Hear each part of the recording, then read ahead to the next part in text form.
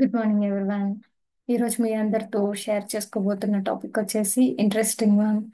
ఎప్పుడు మనకి ఫీవర్ వచ్చినా ఏ చిన్న చిన్న వాటికి కూడా యూస్ చేస్తూ ఉంటాం. యాంటీబయోటిక్స్. ఎస్, యాంటీబయోటిక్స్ వల్ల మనకి యూజెస్ ఏంటి, అతిగా వాడితే వచ్చే నష్టాలు ఏంటి, వీటన్నిటిని కూడా ఈ వీడియోలో షేర్ చేస్తాను. Introduction to antibiotics. First of all అసలు యాంటీబయోటిక్ అంటే ఏంటనేది చూద్దాము. డెఫినేషన్ వచ్చేసరికి యాంటీబయోటిక్స్ అనేవి ఏంటంటే drugs that kill or inhibit the growth of the bacteria. అంటే already there is some biotism inside of our body. దాన్ని కిల్ చేయాలి లేదా గ్రో అవ్వకుండా దాన్ని ఆపగలగాలి. దానికోసం యూజ్ చేసేటువంటి డ్రగ్నే యాంటీబయోటిక్ అని అంటాము. ఎస్పెషల్లీ వీటిని బ్యాక్టీరియల్ ఇన్ఫెక్షన్స్ని ట్రీట్ చేయడానికి వాడతాము. బట్ వైరసెస్ పార్ట్కి వచ్చేసరికి ఇవి ఇన్ఎఫెక్టివ్ అవ్వచ్చు అని చెప్పుకుంటాం. ఆ, అట్లనే దీన్ని ఫస్ట్ ఆఫ్ ఆల్ డిస్కవర్ చేసింది ఎవరు అని అంటే Alexander Fleming in 1928. The first discovered antibiotic ఏంటి అంటే పెన్సిలిన్ అని చెప్పుకోవచ్చు. అట్లనే ఇవి అసలు యాంటీబయోటిక్స్ ఎలా వర్క్ అవుతాయి అనేది చూసుకున్నట్లయితే బ్యాక్టీరిసైడల్ యాంటీబయోటిక్స్ అంటాం. అంటే బ్యాక్టీరియా ఏదైతే ఉందో దాన్ని కిల్ చేసేయాలి. ఫర్ ఎగ్జాంపుల్ లైక్ పెన్సిలిన్ కానీ సెఫలోస్పోరిన్స్ కానీ ఇవన్నమాట. The next type of antibiotic వచ్చేసి బ్యాక్టీరియోస్టాటిక్ యాంటీబయోటిక్స్ అంటాం. అంటే బ్యాక్టీరియా ఉన్నది గ్రో అవ్వకుండా ఇన్హిబిట్ చేయాలి. అంటే అది కిల్ చేయదు బట్ గ్రో అవ్వకుండా చూసుకుంటుంది. ఎగ్జాంపుల్ లైక్ టెట్రాసైక్లిన్స్, మ్యాక్రోలైడ్స్ ఇవని చెప్పుకోవచ్చు. And three major things, mode of action ఏంటి, అవి ఎలా వర్క్ చేస్తాయి అనేది చూసుకున్నట్లయితే inhibit the cell wall synthesis. Cell wall synthesis అంటే ఏంటంటే సెల్స్ అనేవి సర్వైవ్ అవ్వాలి. ఈ ప్రాసెస్లో బాడీలో ఉండే సెల్స్ అనేవి ప్రైమరీగా సర్వైవ్ అవ్వడం కోసం యూస్ చేసేటువంటి థింగ్. ఎగ్జాంపుల్ లైక్ పెన్సిలిన్ కానీ వాన్కోమైసిన్ కానీ ఇవి. ఆ తర్వాత ఏంటంటే ప్రోటీన్ సింథసిస్ ఏదైతే ఉందో దాన్ని డిస్టర్బ్ చేయాలి. ఎగ్జాంపుల్ టెట్రాసైక్లిన్ కానీ అట్లనే మ్యాక్రోలైడ్స్ కానీ. ఆ తర్వాత ఇది ఏం చేయాలంటే డిఎన్ఏ రిప్లికేషన్ ఏదైతే ఉందో దాన్ని బ్లాక్ చేయగలగాలి. ఫర్ ఎగ్జాంపుల్ ఫ్లోరోక్వినోలాన్స్ ఇవి అని చెప్పుకోవచ్చు. తర్వాత inhibit the folic acid synthesis. Folic acid synthesis ని జరగకుండా ఆపగలగాలి. ఎగ్జాంపుల్ సల్ఫోనమైడ్స్ అని చెప్పుకుంటాం. తర్వాత కానీ చూసుకున్నట్లయితే అసలు యాంటీబయాటిక్స్ లో ఉన్న టైప్స్ ఏంటి, వాటి ఎగ్జాంపుల్స్ ఏంటి. బీటా లాక్టమ్స్ అనే యాంటీబయాటిక్ తీసుకుంటే ఫర్ ఎగ్జాంపుల్ లైక్ పెనిసిలిన్స్, సెఫలోస్పోరిన్స్ ఇవి. మ్యాక్రోలైడ్స్ తీసుకున్నట్లయితే ఎరిథ్రోమైసిన్, అజిథ్రోమైసిన్ ఇవన్నీ కూడా మ్యాక్రోలైడ్స్ కి బిలాంగ్ అవుతాయి.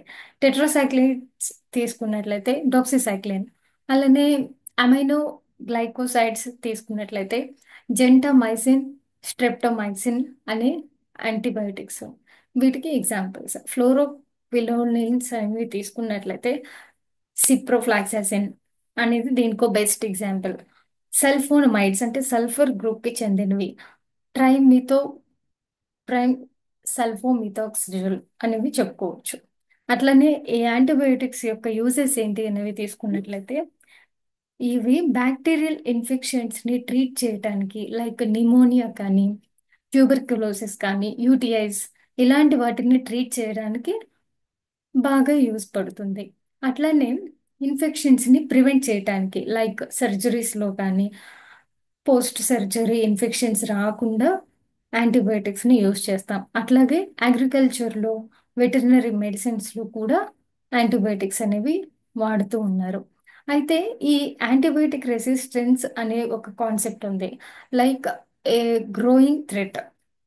అంటే ఏంటంటే యాంటీబయోటిక్ రెసిస్టెన్స్ అంటే ఈ యాంటీబయోటిక్ అంటేనే ఆల్రెడీ ఉన్న బ్యాక్టీరియాని చంపడానికి వాడుతూ ఉన్నాం. అది కిల్ చేయకుండా ఏం జరుగుతుందంటే మనం యూజ్ చేసిన యాంటీబయోటిక్ డ్రగ్ని ఓవర్కమ్ చేసి రెసిస్ట్ చేసుకోగలుగుతుంది. అంటే అక్కడ ఆ డ్రగ్ని ఓవర్కమ్ చేసిందంటే అది స్ట్రాంగ్ అవుతుంది అని అర్థం. అట్లా వన్స్ అది అయింది అన్నప్పుడు కొన్ని కాంప్లికేషన్స్ వస్తాయి పేషెంట్స్లో, లైక్ ఓవర్ యూజ్ లేదా మిస్యూజ్ అనేవి యాంటీబయోటిక్ రెసిస్టెన్స్ బ్యాక్టీరియాకి లీడ్ చేస్తుంది.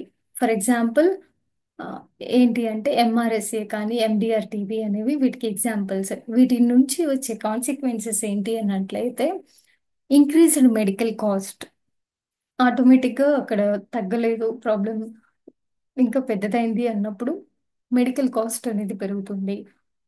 హాస్పిటల్లో ఎక్కువ రోజులు ఉండాల్సి వస్తుంది. అలానే మోర్టాలిటీ రేట్ కూడా, అంటే డెత్ రేట్ కూడా పెరగడానికి అవకాశం ఎక్కువ ఉంటుంది. అయితే ఈ యాంటీబయోటిక్ రెసిస్టెన్స్ని మనం ఎలా ప్రివెంట్ చేసుకోవాలి అన్నట్లయితే 5 స్టెప్స్ అనేవి ఉన్నాయి. యాంటీబయోటిక్స్ ఓన్లీ ఎప్పుడైతే మనకు అవసరమో అప్పుడే వాడాలి. ప్రతి చిన్నదానికి, చిన్న చిన్న వాటికి కూడా ఉంది కదా అని యాంటీబయోటిక్ యూస్ చేస్తూ ఉన్నప్పుడు ఇదే జరుగుతుంది. యాంటీబయోటిక్ రెసిస్టెన్స్ అనేది హ్యాపీన్ అవుతుంది. అప్పుడు ఎప్పుడు ఇచ్చే డ్రగ్గే కదా, మనకి ఇది అలవాటు అయిపోయింది, దీన్ని మనం కేర్ చేయక్కర్లేదని లోపల ఉన్న బ్యాక్టీరియా దాన్ని ఓవర్కమ్ చేయడం నేర్చుకుంటుంది. సో అది అక్కడ పనిచేయడం ఆగిపోతే యాంటీబయోటిక్ రెసిస్టెన్స్ అనేది డెవలప్ అవుతుంది. Complete the full course of the antibiotics మనకి ఎప్పుడైతే ప్రిస్క్రైబ్ చేశారో కొన్ని రోజులు కాకుండా కంప్లీట్గా యూజ్ చేయడం, ఓన్లీ వెన్ ప్రిస్క్రైబ్డ్. అట్లానే సెల్ఫ్ మెడికేషన్ అనేది యూజ్ చేయడం తగ్గించండి. డాక్టర్ దగ్గరికి వెళ్తే డబ్బులు అయిపోతాయనో, మనకి తెలుసు కదా దీనికి ఇదే ఇస్తారని చెప్పేసి మీరే సెల్ఫ్గా వాడేసుకోవడం అనేది, ఇలాంటి వాటిని తగ్గించుకోవడం. Promote the hygiene to prevent infections. Infections అవ్వకుండా, ఇన్ఫెక్షన్స్ ప్రోన్ అయ్యే ఛాన్సెస్ ఉన్న వాటిని అన్నిటినీ కూడా ప్రివెంట్ చేసుకోవాలి. ఆ థింగ్స్ని అవాయిడ్ చేయాలి. హైజీన్ అనేది ఎక్కువ మెయింటైన్ చేసుకోవాలి. ఆ, తర్వాత research and development of new antibiotics. ఇప్పుడున్న యాంటీబయోటిక్స్ అనేవి ఆల్రెడీ వాడేసి ఉంటున్నాం. బాడీ అనేది వాటిని రెసిస్ట్ చేసుకోగలుగుతుంది కాబట్టి ఇది ఎప్పటికప్పుడు రీసెర్చ్ అండ్ డెవలప్మెంట్ చేసుకోవాల్సిన ఒక needy, what say needy area.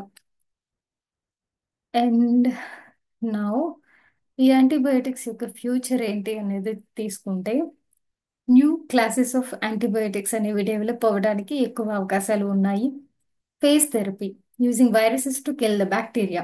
Alternative treatments like probiotics, antimicrobial peptides, ఇవన్నీ కూడా ఫ్యూచర్లో ఇవాల్వ్ అవడానికి ఛాన్సెస్ ఎక్కువ ఉన్నాయి. కన్క్లూషన్ అండ్ కీ టేక్అవేస్ ఏంటి అంటే, యాంటీబయోటిక్స్ అనేవి బ్యాక్టీరియల్ ఇన్ఫెక్షన్స్ ఫైట్ చేయటానికి క్రూషియల్ అన్నమాట. Responsible use is essential to prevent resistance. ఏది ఎంత వాడాలో, ఎప్పటి వరకు వాడాలో ప్రిస్క్రైబ్ చేసినప్పుడు మాత్రమే ఇలాగా జాగ్రత్తలు తీసుకున్నట్లయితే ఈ యాంటీబయోటిక్ రెసిస్టెన్స్ ని మనం అవాయిడ్ చేయగలుగుతాం. అట్లనే research is the key to overcome antibiotic resistance bacteria. So, my references for this topic are WHO, CDC, scientific journals, images and diagrams sources are not mentioned much. Yeah, this is up to. Thank you so much for giving me this topic and chance. Well, since community.